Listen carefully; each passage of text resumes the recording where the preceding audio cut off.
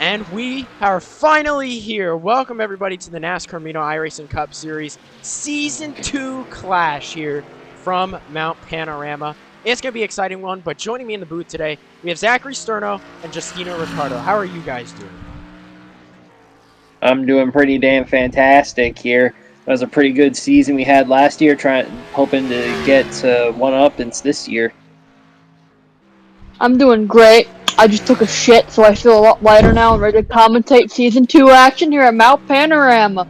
Let's go. Well, of course, you can basically see based off this practice here, we have, lots of turns, lots of elevation changes, especially from going up because keep in mind here, we're racing on a mountain right now. Fair enough. But of course, I don't think drivers will be in danger. At least let's hope not. Because if the drivers are in danger, well, then that is their fault because they drove off a mountain. But hey, we're here to watch them race here. As you see Kylie Grider in practice here, we're going to have tons of fun here. I hope it's going to be fun. Zachary, welcome back, of course. And Justino, welcome for the first time. Hopefully you'll be back for more. But yeah, as we finish watching these cars practice, we're going to get ready and head to the qualifying lap, which was unbelievably Carter Jones for, I think, like a 5th time here.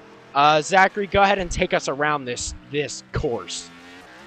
Well, qualifying, you always want to follow the 62. It's absolutely amazing. See right here, get up to second, but you don't really get higher than that. You downshift to first here, slow left-hander, up the track here, up to second gear, up to third gear, up to fourth gear.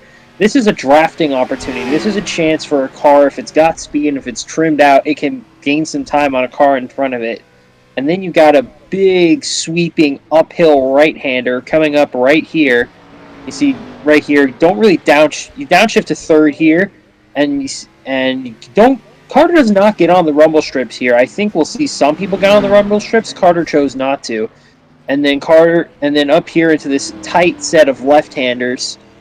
Downshift to second here, and then a long set of S's up here. Very difficult, very narrow. A lot of this mountainous uphill section of the track is narrow, although it's definitely not the most difficult part of the course. That part is coming up right here. You see a big sweeping left-hander and another sweeping left-hander right here. Is Carter third gear right now. He's gonna brake right around here, downshift to second, and here is the most difficult part of the track. A blind downhill slope, extremely narrow. You'd have no idea where you're going. Look at the sight lines right there. He can't corner next to him. If there's a wreck right around the block, he cannot see it. So this is going to be a huge challenge for these drivers. They're going to have to take care of each other right here because they don't have spotters here, basically. They're on their own. You see right here, up into second gear, now upshift to third gear, upshift to fourth gear. Fastest part of the track after a stadium section where you probably top out at 90 miles an hour. In this part of the track, we're going to see 180, possibly even 190. Big sweeping right-hander and a big braking zone right here into a relatively slow second gear corner. Another sweeper right here. There's going to be quite a few passing zones on this track. This is going to be one of them as Carter comes back to the line. This right here is probably going to be a good passing zone and a chance to see some side-by-side action to the checkered flag. Well, it was a good lap, but we got to get the starting lineup. Let's go take a look at that.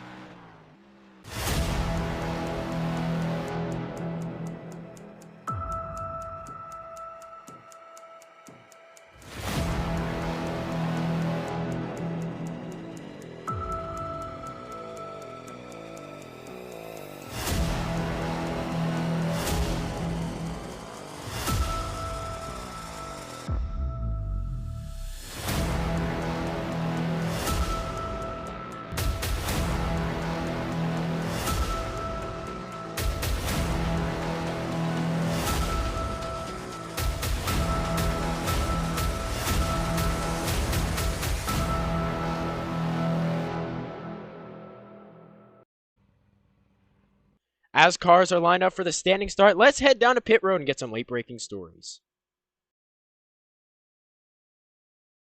Even though it's a non-points race, you know Carter Jones wants to get a win, and starting on the pole is a huge boost of confidence. I talked to him before the race, and he is shocked to get the pole. He thought that the lap was not very good, and that the track here is very challenging. He thinks that they have a good strategy and is looking forward to this tough course. But one driver with tons of confidence heading into this race is Caden Bishop. He was super excited about bringing in new drivers to Brink, and he feels they will be a huge threat to the whole season, and especially in this race. Caden says the car is, quote, driving for autism, but also is fast. He knows he can compete for this win starting third, but he's also nervous that the car could snap at any moment. Defending champion Evan Teddy was a huge fan of the Season 2 schedule when it got released and heard that Mount Panorama was going to be the clash.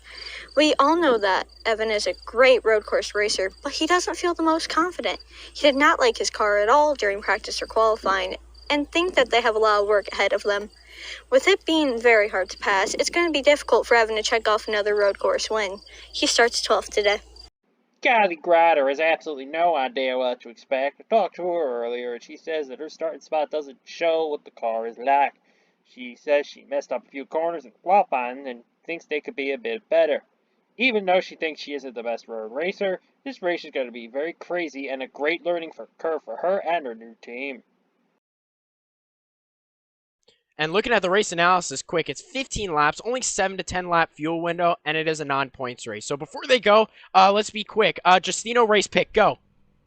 Zach Stern, I think he's in a good spot to get a great jump off the restart. Zachary pick. Carter Jones, he's overdue. Fair enough. All right, we are set to go. Engines are fired, ready for everybody to fire off, waiting for the green flag. We're waiting for Barney the Flagman, and there he goes. Green flag is out. We're underway in Season 2. Tire smoke there off the 8, but a great start for both the Tower Racing front row. They're going to get away with Caden Bishop now clear into third. Big lead already down the front first stretch for Carter Jones. Caleb Marinelli clear for second in a great turn one. Zach Stern trying to battle back in third. I wish you know that's not Caleb Marinelli. He's not even in this race. That's Caden. Oh, my bad. Blue car. Anyways, Caden's up to second, side by side back here for about fourth. Ethan is going to be able to clear. Here comes Leland to the inside of Kylie Grider, but it's Carter Jones leading them, heading up the hill. This is a tough place right here to go side by side. It's a completely blind corner and very narrow. Dylan Jones, Kylie Grider making it work. Kylie Grider in the new Shooty Motorsports 02 car. Don't really know what kind of equipment that team has yet. This is a good chance to preview their season. See, Caden Shaw here to this mountain section there to stay with that back bumper of the 62. Make sure it does not get away. So once they get into those passing zones, he's in a good spot to make a pounce. And here we come on the most difficult part of the racetrack, the downhill S's. Here they go. Carter is going to lead them. Caden right on his back bumper. Remember, it's very, very slow these guys are going, especially going down the hill where you don't want to have too much throttle where you're either go into the wall or you can really spin the tires very much here. But Carter holding a steady lead heading into the long straightaway. This is going to be a great passing zone coming up here, and Caden had a great set of S's to lead up to him. Downhill section, he's going to get a ton of draft right here. Let's see if he's going to be able to make a move down into that braking zone of that big sweeping right-hander. Taking a peek down to the inside, but I'm not sure he has the run quite yet. He's going to try to slap back in line. Nope, Carter takes a wide entrance and just cuts him off heading into the right-hander. Strong there for Carter Jones. He knew he was coming to the inside, but he knew the only way he was going to hold him off is to take that wide entry, and I'm sure we're going to see many drivers do that today, especially if you're side-by-side, because that is a good passing zone, but at the same time, it's a very difficult corner. As off the final quarter, Carter Jones is going to lead the first lap. And a defensive line right there, too. As Caden Bishop goes to the inside, that's the problem with that defensive line. You don't get a good run off. Caden got the run off, and he's now up to the lead. A great move from Caden Bishop. He got quite the run off that corner there. And now Carter Jones is feeling pressure from his team owner, Zach Stern. Not a great start to the second lap here for the 62. Here's the rest of the Tower Racing cars. Justin Ricci, Tanner Campos. Mired mid-pack a little bit, trying to figure out how to get up front and battle with their teammates. But Caden them. Oh, Zach looks like he gets a little bit of a wide exit there, trying to get to the outside of Carter, who's blocking a little bit. That's allowing Ethan O'Connor to get into the minutes. There's the rumble strips. I was wondering if people were. I was thinking some people were going to use them. Stern's using them there. I saw the 51 of Dylan Jones was also using those rumble strips. So Definitely a lot of drivers right now trying to be aggressive and using all the racetrack. Big lead already for Caden Bishop here. That's what you want as a leader. You want to pull away through this mountain section, make sure that the driver behind cannot get a move on you as we enter the passing zones here. Zach Stern trying to stick to the bumper of his teammate in the 62, though. Here they go once again down the hill. Zach's going to try to see if he can outsmart his teammate here. He's taking a little bit of a wider entry and exits in a couple corners here. He's taking a little bit of a different line, but trying to find their way. Caden's trying to pull away here just by a little bit, as once again, Caden a good lead, as Carter now trying to stretch it on Zach. Not a good hairpin left-hander right there for Carter. He's nowhere near in position to challenge Caden Bishop, but perhaps he'll have a chance. But he'll be able to defend against the 8. Caden Bishop long gone as they go into that big sweeper. Zach Stern wasn't quite able to keep up with his teammate in the 62 as they head towards these passing zones, but we saw the leader last time around get a pretty bad exit to the last corner. Hopefully Carter Jones can learn from his mistakes and possibly capitalize on Caden Bishop's. But he's using that defensive line again. It didn't work the first time he used it, and he's going to try it again. Let's see if he can hold it off. Oh, he missed it! He missed it! He goes off! Oh! Barrier. Well, lucky for him he's not stranded. Huge look mistake. Out. He's going to get back onto the racetrack. It's Paul Donlin. Oh, jeez. That was close. And just like that, Carter Jones back to the last position. Doesn't look like that much damage, really, that on the front end. I don't even see any damage to the front end of that 62 car, but wow. That was a costly mistake for the driver of the number 62. Very lucky they didn't get stuck in that gravel trap after hitting the barrier. When I saw that, my first thought was that Zach Stern had just under-braked and was just backing up to Ethan O'Connor, but that is not what happened at all. Carter Jones just completely overshot it. Take a look at the replay right here. Yeah, he just drives it in way too deep. Tao Racing here they were terrible on road courses last season, so they're definitely trying a few different packages. I think Carter Jones might have had a different brake package or something. Might have had more confidence that there was more brakes than there actually were in that car. Well, now we got a battle to the mountain section here. You don't really see passes through here. Justin Ricci gets around the inside of Evan Taddy in a very narrow section of track. Ooh. What a pass by Anthony Sasso there as well there. Good pass by both of them. That puts Evan Toddy back there. Defending champion, I'm sure this is not how he was run, especially when he was a real big threat on the road courses last year. But like we mentioned in pre-race, he was not very happy with his car, all it's showing right now. But Caden Bishop, after that mistake by the 62, is long gone from the 8. Right now, both of those guys have great opportunities here. Nobody around them. They have opportunities to log laps, figure out the field they're looking for in the car, figure out what they need to make these cars go fast, adjust their driving style. Neither of them had particularly great success on road courses last season, so definitely a huge opportunity for both Bishop and Stern right here.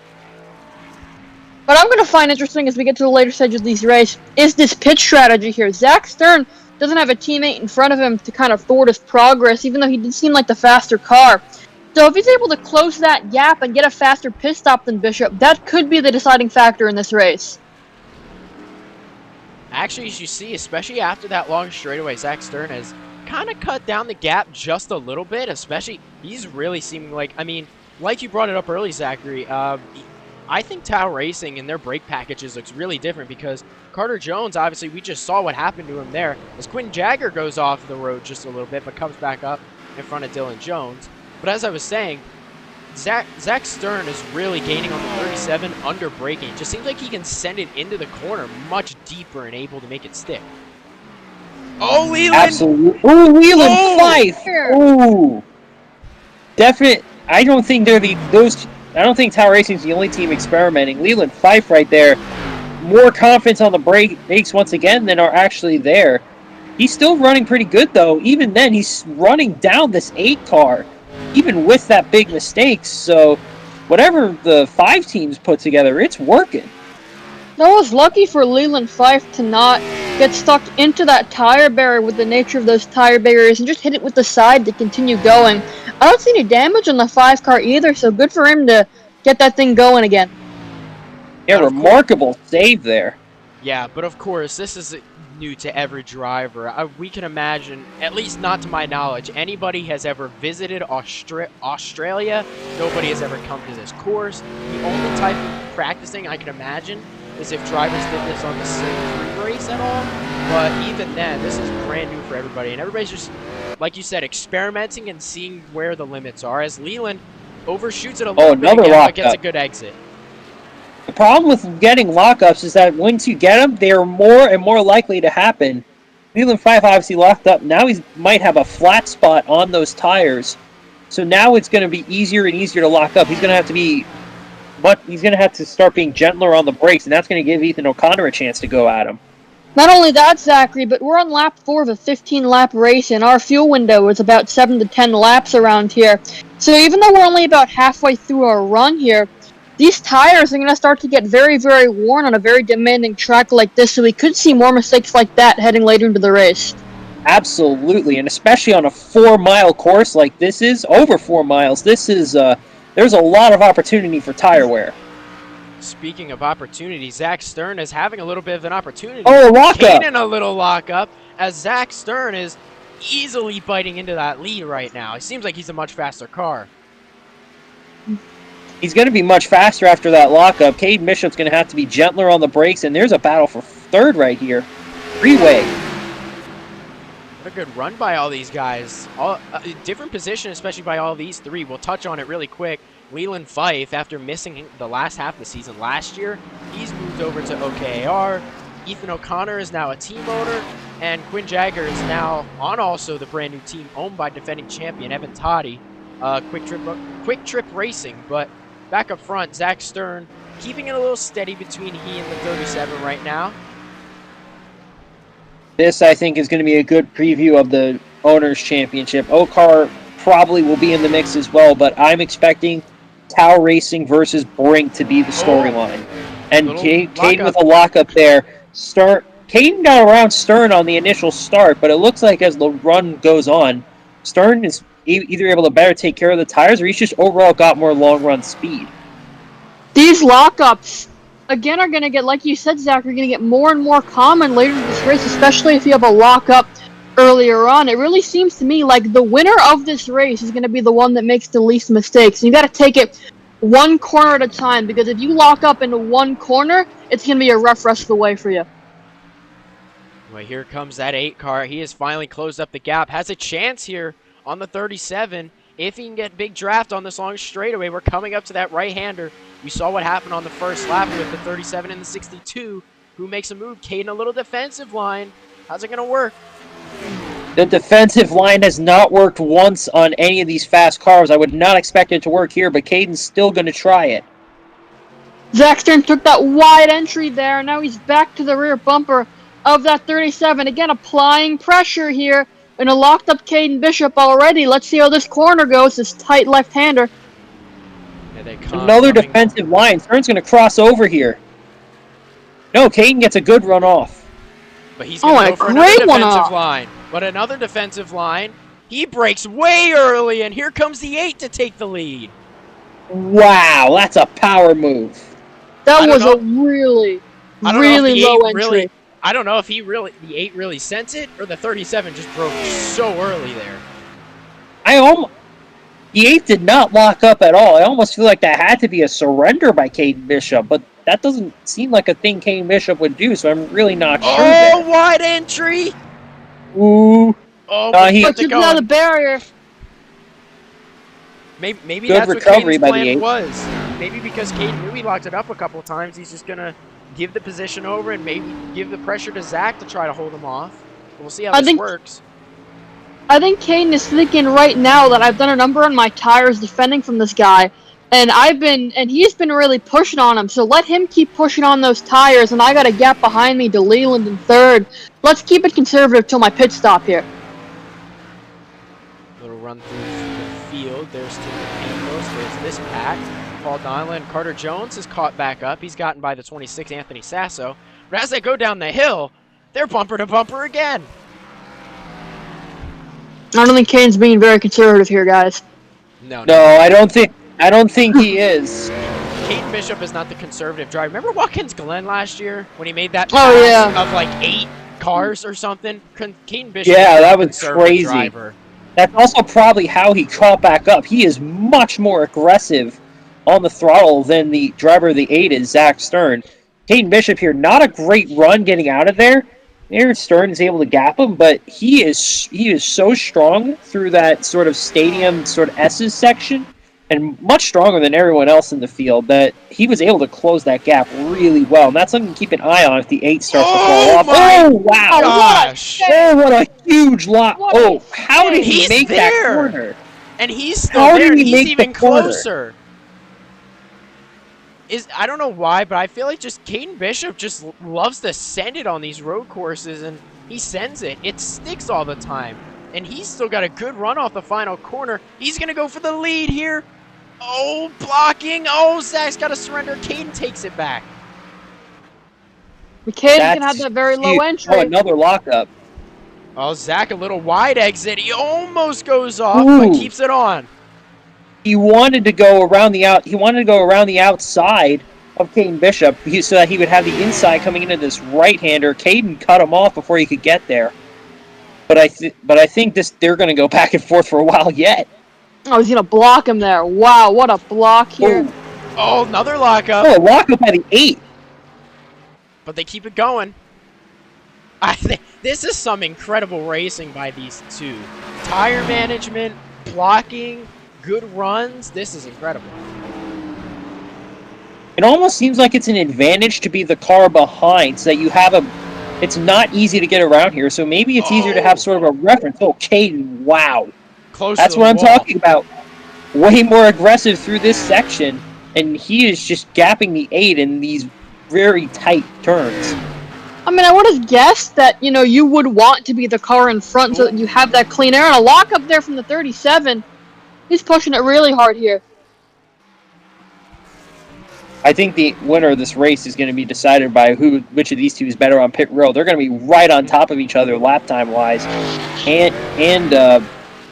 and just position wise. You gotta think. I mean, Caden's trying to gap a little bit here, but wouldn't you imagine if these two kept battling like this would allow the third place car to come, but not really at all, as Zach what a great run. run off. Caden, I think, is abusing his tires a lot. So Stern's going to have a huge run at him. He's not going to take it because it's not a passing Not yet. right-hander. Not yet. You're gonna be side by side. Not yet.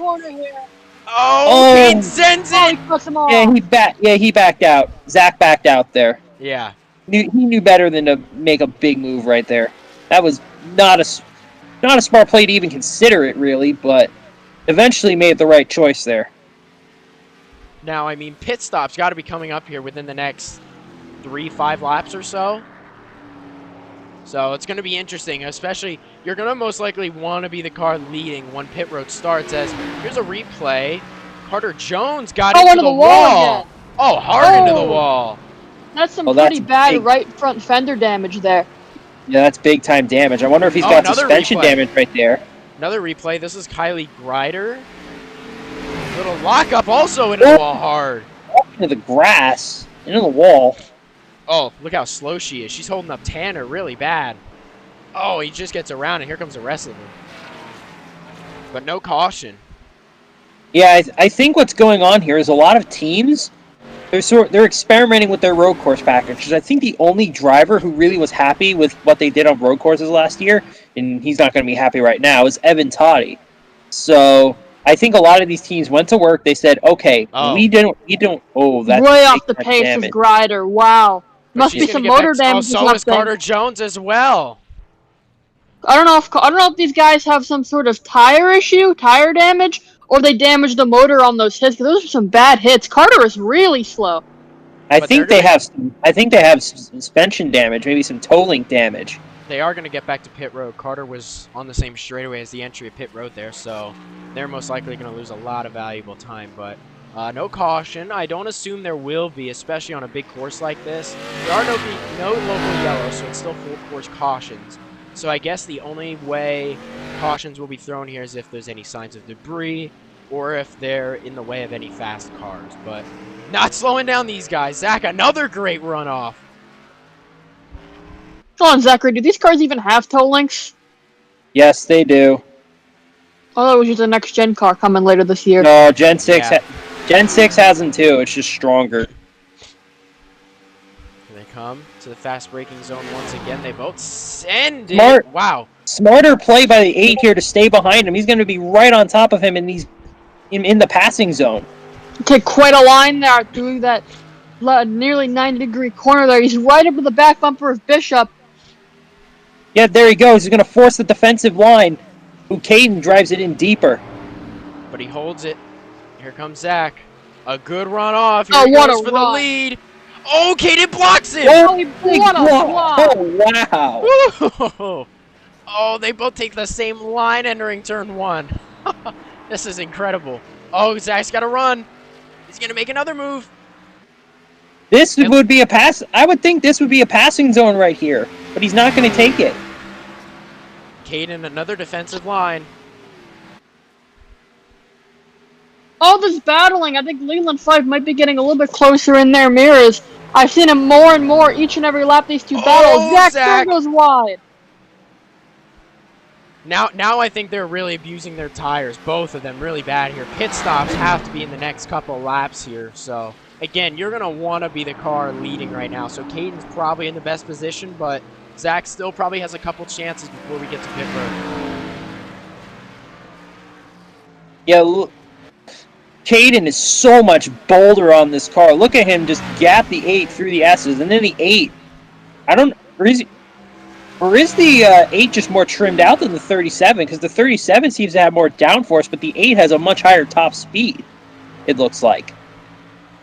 Also, Go ahead. Also, I have a question when it comes to pit strategies. Will these guys even pit on the same exact lap? Will getting Doubt those it. 1 lap early I tires would. end up giving, even more of an advantage, or 1 lap later tires causing any more damage, or vice versa? This is where I disagree. I think Zach Stern is in the best position because I think he has the ability to drive Caden's strategy here. He can come first and leapfrog him, or he could fake, force Caden to come, and then release himself to run a fast lap or two. I think he's in the driver's seat when it comes to the strategy here. Well, here we come into the right-hand sweeper. We're about to see if anybody's going to pull it off to pit road this time. Caden with a pretty good lead here. Maybe about 7-8 car lengths here. 7-8 tenths or so. Coming up to pit road entry right here. We're going to see if anybody decides to hook a left. Caden doesn't seem to be indicating anything. But Zach Zach's brings gonna it try the in. undercut. Zach's gonna try the undercut here. That's definitely what he's Leland's looking in. for. Leland's going with him. Ethan O'Connor's in. Quinn stays out. Dylan is in. This is nervous time if you're Caden Bishop right now. The 8 made it to pit road, so now you have a long, long way to get around. Now most of the rest of the field comes in. You're gonna have a long way to go. You're gonna have a long way to go around. Oh, Evan! Oh, boy! they come together. Oh, Big that's time rear bumper damage to the 7 that's big time damage to both of them. Here's what I'm noticing though. All the Chevrolets pitted, but none of the Fords or Toyotas pitted. There's all the Chevrolets. Oh, now Zach's gonna come out of pit road behind all these guys. Especially going up the mountain, that's gonna be difficult. And all these guys have damage too. Except for Sasso, who's stuck behind the damaged cars. Yeah, you can see the big rear damage to Paul Donlin. Evan, you can see the car's bent in a little bit, but maybe it's not as bad for how hard it seemed like he hit him. But Zach already locked them up. He's already struggling to get by these guys. Here's Caden, who's already up the hill, getting ready to go down the hill. He's got a big lead over second place, Quinn Jagger. But Caden's got to push right here. He knows he's probably got to come in next time by, or this lap actually. So, and he knows the 8 is trapped right now. So this is his chance to make some big laps. Since Zach wasn't able. I was going to say, with this, especially Zach being held up right now, Leland is probably saying thank you right now, because that's his chance to catch up to these guys, and Stern cannot get around Sasso right now. In addition, Stern's big planner was probably try to undercut Caden Bishop and get that 1 lap fresher tires before he comes in. But now he can't do that since he's stuck. Here's a replay with Tanner Campos. What happened? He just came off a pit Oh! road and got into the wall. Cold tires. That And he looks like he's slow. That looks 100% what identical happened to there. Kylie Greider. Looks like something's broke on his car as well.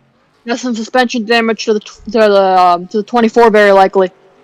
Here's Caden Bishop. We're coming up to pit road. Imagine he's going to bring got it to in. come this time. No, he's He's not. not! Wow, that's a bold move from Caden Bishop. I think he's making. Oh, a lockup again. Oh, I don't like this decision. He's struggling on those tires right now. Why would you not bring him in? I think he's thinking that, so what if I'm struggling on these tires? Zach Stern is just as slow as me since he's stuck behind all this lap traffic. Oh, he overshoots it! Oh, no! Big damage! Caution! Bishop's day is done with 5 to go. That is a game changer! Wow. His day is done. Wow. So Quinn takes the lead, but he has yet to pit as well. Oh, this is big for Quinn Yeager. There's going to be no gap behind him. There's going to be no gap at all for him to make up when he pits. All these cars on older tires are going to be right in front of him. I want to see how he's able to do. But he's going to be at the back of the field, though. He's one of, I think, 4 cars that did not stop. Oh, there's Tanner, who's trying to limp it to pit road, and yeah, that looks identical to the 02's accident. Just, nothing they can go for. Kylie is back on the racetrack, just saw there. Here's the replay. Oh, that lockup earlier. Lockup there. I think he just slid. I think he just flat spotted the tires so hard that he had the right braking zone. It just did not stop. It just slid on that flat spot right into the wall. I do not understand why they did not make the call to pit right there. That would have been the perfect time to pit. Yeah, here's a replay, but we'll slow it down a little bit here again. I mean, I guess what the crew was thinking here was here's a slow motion replay right here. He locks up, braking at that last sign. I guess it's his braking zone, and the car did not stop for him. Looked like a wheel hop to me. It did look like a wheel hop, but well, here's one more view of it on board. See if we can hear anything in the engine.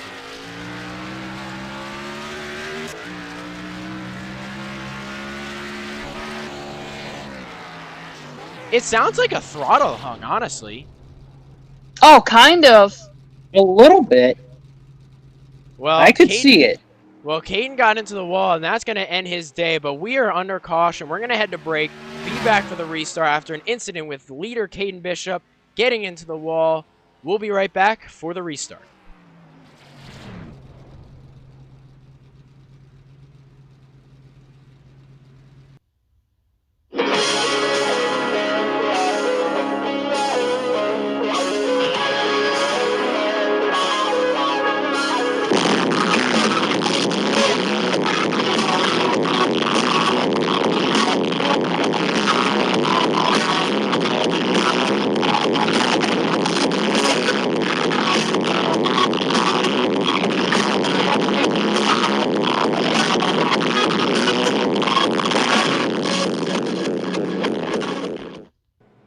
Alright, so this may look weird, but hear me out. We're going to have a one-lap shootout for the win. But you're curious of why they're all single file back there. Well, Quinn Yeager brought it to pit road with everybody who did not pit, Evan, Paul, and Anthony. And they all sped on pit road. So they're all restarting in the same lane due to them getting a penalty. Well, that's going to make it even harder for them to get through these guys. I believe the guess is Quinn brought him to pit road with everybody behind, but he was over the limit, and that everybody else just followed him, and he was over it as well. But here comes the pace car. We have one lap to determine the clash here. It's Zach Stern and Leland Fife on the front row. Here they come to the final corner. Green flag back out, and Ethan does not go. Ethan really stacked Leland with a huge jump. Yeah, that outside lane, I was going to say, didn't get a great jump off that corner, but now they really did. I think he tried to the outside of Stern. He didn't get the good run. Here comes Dylan Jones to his outside. Dylan Jones going to the outside, trying to get second place and try to chase down his teammate. Stern going to give him the draft, now giving Leland the draft. Not sure who to block right now. Here Leland is going to clear. Dylan goes wide, and Ethan takes third as well. Justin Ricci up to 5th right there. Where did he come from? Now his cars are able to battle in this train. Now he's able to gain, pull up to the back of it, and we'll see maybe those cars behind him follow suit. But Zach Stern's got a big jump over Leland here. Here they come Wow. uphill for the final time. This really puts it in perspective how good that 37 was. Yate is gapping everyone else in the essence. Here they come. They're going to be coming to the tricky zone downhill one last time. Zach just needs to navigate this one more time. He's got about a 6/10 lead on Leland right now, who really does not have the speed or the grip that 8 does.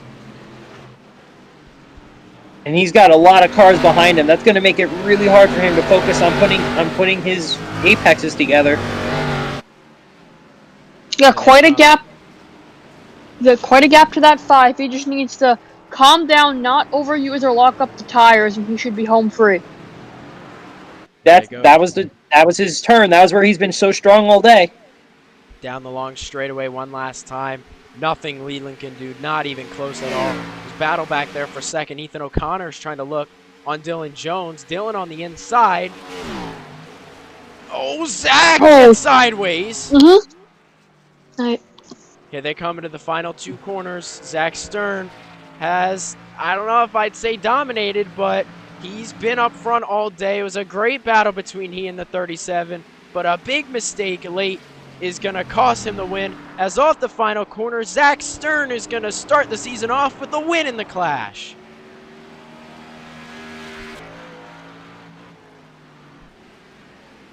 Leland's going to take home second, Ethan will take third, Dylan in fourth, and Justin Ricci will take home fifth. Very bright, hopeful performance for Tower Racing, putting 3 cars in the top 5 here in the clash. It's not a full field yet, but it has to give them some confidence that what they're doing is the right direction. An exciting race overall, though. Zach's going to bring it around one more time. I assume he's going to get his burnouts done at some point. Yeah, here we go. Here's his burnouts. But hey, what a crazy race that was. Went from strategy to driver mistakes to a late race restart. This race had about everything.